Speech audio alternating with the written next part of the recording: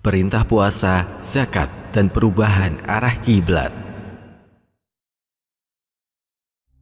Memasuki tahun kedua hijrah, umat Islam di Madinah semakin bertambah, baik dari kalangan suku Aus dan Khosraj yang memeluk Islam maupun dari kalangan muhajirin yang terus berdatangan dari Mekah.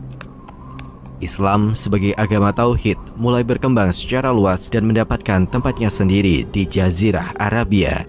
Pada masa era Madinah inilah mulai turun perintah-perintah ilahiyah yang bersifat sosial kemasyarakatan. Puasa pada bulan Ramadan, salah satu ibadah wajib dalam agama Islam, diturunkan pada tahun kedua Hijriah. Perintah ini turun melalui surah Al-Baqarah ayat ke-183. Hai orang-orang yang beriman, diwajibkan atas kamu berpuasa, sebagaimana diwajibkan atas orang-orang sebelum kamu, agar kamu bertakwa. Dalam bahasa Arab, istilah puasa dikenal sebagai shaum atau syam yang artinya menahan diri. Makna secara luas, puasa merupakan menahan diri dari makan dan minum, berperilaku buruk maupun semua hal yang ditetapkan terlarang dilakukan pada waktu terbitnya matahari hingga terbenamnya. Tradisi puasa telah dilakukan oleh umat-umat lainnya pada era sebelum Nabi Muhammad SAW. Nabi Daud telah mengamalkan ibadah puasa selama hidupnya, yaitu dengan cara sehari puasa dan sehari tidak. Umat Yahudi juga melaksanakan tradisi puasa yang dilaksanakan pada tanggal 10 Muharram. Ibadah puasa itu dilakukan oleh umat Yahudi karena Allah telah menyelamatkan Nabi Musa dari kejaran Fir'aun. Beberapa bangsa pagan juga melaksanakan tradisi puasa.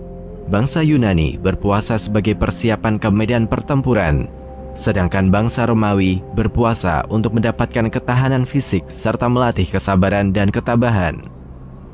Sebelum datangnya perintah puasa di bulan Ramadan, Nabi Muhammad dan para sahabatnya telah melaksanakan puasa selama 3 hari dalam sebulan. Puasa dilakukan tanggal 13, 14, dan 15 setiap bulannya. Puasa ini dikenal sebagai fiqhul syiyam. Selain puasa 3 hari itu, umat Islam juga melaksanakan puasa Asyura yang jatuh pada 10 Muharram. Meskipun menjadi ibadah wajib, namun Allah memberikan keringanan bagi mereka yang berhalangan atau terkendala oleh sesuatu. Keringanan ini tertulis dalam surat Al-Baqarah ayat ke-184, yaitu dalam beberapa hari yang tertentu. Maka barang siapa di antara kamu ada yang sakit atau dalam perjalanan, lalu ia berbuka, maka wajiblah baginya berpuasa sebanyak hari yang ditinggalkan itu pada hari-hari yang lain. Dan wajib bagi orang-orang yang berat menjalankannya jika mereka tidak berpuasa, membayar fidyah, yaitu memberi makan seorang miskin. Barang siapa yang dengan kerelaan hati mengerjakan kebajikan, maka itulah yang lebih baik baginya. Dan berpuasa lebih baik bagimu jika kamu mengetahui. Penegasan terhadap kewajiban puasa di bulan Ramadan tertulis dalam surat Al-Baqarah ayat ke-185. Beberapa hari yang ditentukan itu ialah bulan Ramadan, bulan yang di dalamnya diturunkan permulaan Al-Quran sebagai petunjuk bagi manusia dan penjelasan-penjelasan mengenai petunjuk itu dan pembeda antara yang hak dan yang batil. Karena itu, barang siapa di antara kamu hadir di negeri tempat tinggalnya di bulan itu, maka hendaklah ia berpuasa pada bulan itu. Dan barang siapa sakit atau dalam perjalanan, lalu ia berbuka, maka wajiblah baginya berpuasa sebanyak hari yang ditinggalkannya itu pada hari-hari yang lain. Allah menghendaki kemudahan bagimu dan tidak menghendaki kesukaran bagimu. Dan hendaklah kamu mencukupkan bilangannya, dan hendaklah kamu mengagungkan Allah atas petunjuknya yang diberikan kepadamu, supaya kamu bersyukur. Setelah kewajiban puasa di bulan Ramadan, umat Islam kemudian mendapatkan perintah membayar zakat. Puasa dan zakat memiliki hubungan yang erat sebagaimana sabda Nabi Muhammad SAW. Puasa bergantung antara langit dan bumi, tidak terangkat ke langit kecuali dengan zakat fitrah. Zakat merupakan kewajiban bagi umat Islam yang memiliki harta berlebih, menyisihkan sebagian dari harta itu untuk diberikan kepada fakir miskin. Sebagian ulama berpendapat bahwa zakat telah diturunkan pada masa Mekah. Perintah zakat turun berdekatan dengan perintah sholat 5 waktu setelah Isra Mi'raj pada tahun ke-10 kenabian. Pada masa tersebut telah turun beberapa ayat yang menyebutkan istilah zakat, seperti surat Muzammil ayat ke-20 dan surah Al-Bayyinah ayat ke-5.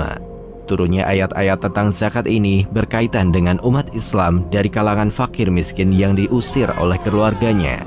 Mereka diusir tanpa diberikan hak-haknya. Kaum muslim yang fakir ini perlu mendapatkan bantuan dari muslim lainnya yang berkecukupan. Jumlah muslim yang fakir saat itu sangat banyak akibat boikot dari keluarga besarnya, dan ada juga para budak yang tidak mendapatkan hak mereka dari tuannya. Perintah zakat pada era Madinah dianggap sebagai penguat dari perintah sebelumnya. Perintah zakat pada era Mekah belumlah bersifat wajib. Baru pada era Madinah, Nabi Muhammad dengan jelas memaparkan siapa yang berhak menerima zakat dan juga menetapkan jenis serta kadar zakat. Zakat memiliki makna tumbuh, berkembang, subur, atau bertambah. Secara umum, zakat dibagi menjadi dua, yaitu zakat fitrah dan zakat harta.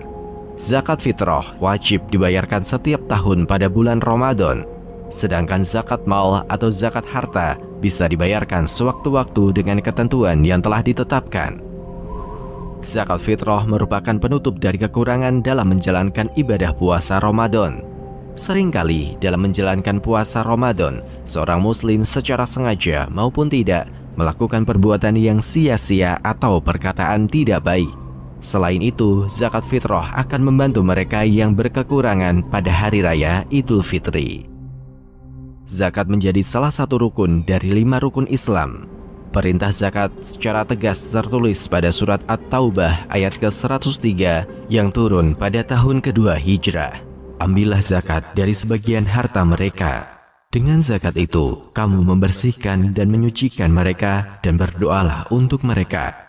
Sungguh doa kamu itu menjadi ketentraman jiwa bagi mereka, dan Allah Maha Mendengar lagi Maha Mengetahui. Harta benda yang wajib dikenai zakat berupa emas, perak, hewan ternak, makanan pokok, harta dari perdagangan, dan hasil pertanian. Pada masa sekarang, sesuai dengan ijtihad para ulama, zakat juga dikenakan pada pendapatan atau harta lainnya.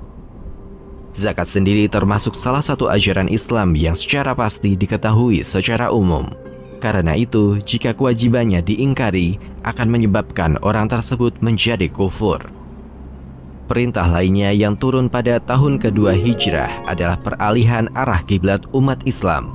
Sebelumnya, selama 18 bulan, Baitul Maqdis menjadi arah kiblat umat Islam dalam menjalankan ibadah sholat. Arah kiblat kemudian dipindahkan ke Ka'bah. Sebuah kisah percakapan Nabi Muhammad dengan malaikat Jibril meriwayatkan pemindahan arah kiblat ini. Wahai Jibril, aku lebih senang jika Allah memalingkanku dari kiblat orang Yahudi. Aku tidak menyukai arah kiblat mereka. Aku pun hamba sepertimu. Akan saya mintakan hal itu untukmu. Selama menunggu jawaban itu, Nabi Muhammad terus menengadahkan wajahnya ke langit. Hingga kemudian Jibril turun membawa jawaban berupa surat Al-Baqarah ayat ke-144. Sungguh, kami sering melihat mukamu menengadah ke langit. Maka sungguh, kami akan memalingkan kamu ke kiblat yang kamu sukai. Palingkanlah mukamu ke arah Masjidil Haram.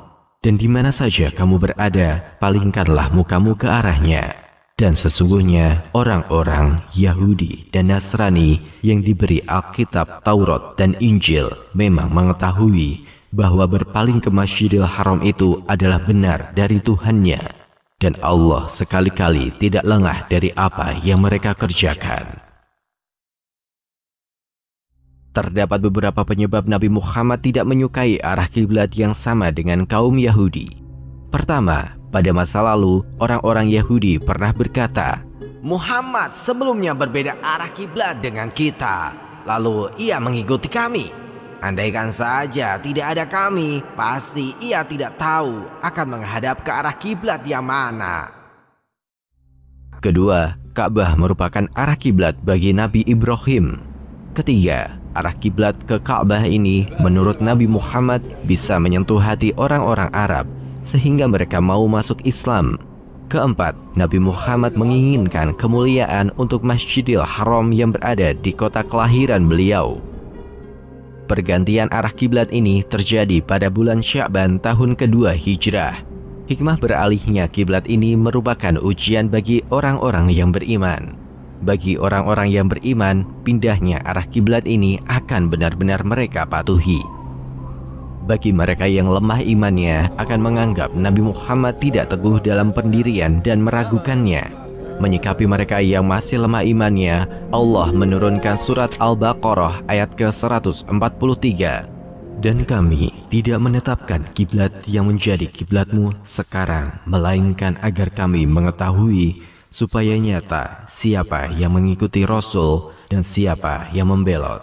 Dan sungguh pemindahan kiblat itu terasa amat berat, kecuali bagi orang-orang yang telah diberi petunjuk oleh Allah. Pemindahan arah kiblat ini juga berdampak renovasi Masjid Nabawi. Pintu dari selatan Bab Umar ditutup dan digantikan dengan pintu baru dari sisi utara masjid. Ka'bah secara usia lebih tua dari Baitul Maqdis. Bangunan ini direnovasi oleh Nabi Ibrahim alaihi salam dan putranya Nabi Ismail alaihi salam. Sedangkan Baitul Maqdis baru dibangun oleh Nabi Sulaiman alaihi salam. Di samping Ka'bah, Masjidil Haram juga merupakan tempat peribadatan tertua di muka bumi. Menurut para ahli kontemporer, posisi Mekah merupakan pusat bumi yang dalam Al-Quran disebut sebagai Al-Qurd.